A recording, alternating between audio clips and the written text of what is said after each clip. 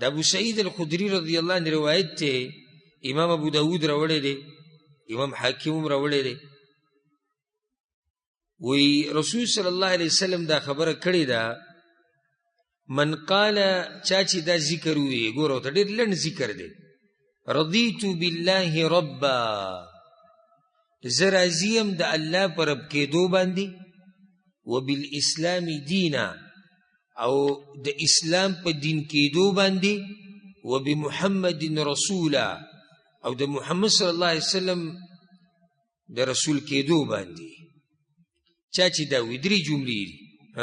داو توسطیہ دی رضیت باللہ ربا وبالاسلام دینا وبمحمد رسولا وگو تکیدا وجبت له الجنة دا پر جنت واجب شو سمرا من بدبخت یو اللہ دومره بدبخت یو کنا چې کله زه سوچ وکم د الله دی رحمت ته او د نیکانو ګټلو ته به د خپل ځان ته وګورو تاسو خو به ښه خلک یې خفه نه شئ زه خپله خبره کوم او بیا د خپل اعمالو ته وګورم نو زه ته څومره بدبخته انسان یې چې په دې دومره اسانه طریقې سره نیکانو ګټلو کې ته بیا هم نیکیانې نشي ګټلی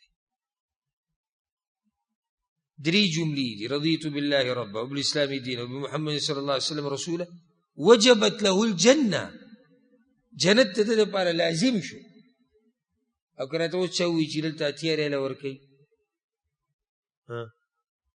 اتیا ریاله ورکوي او لس ګنټې ډیوټي ده شرمند نه وباسي ټول به ورماچو صرف سله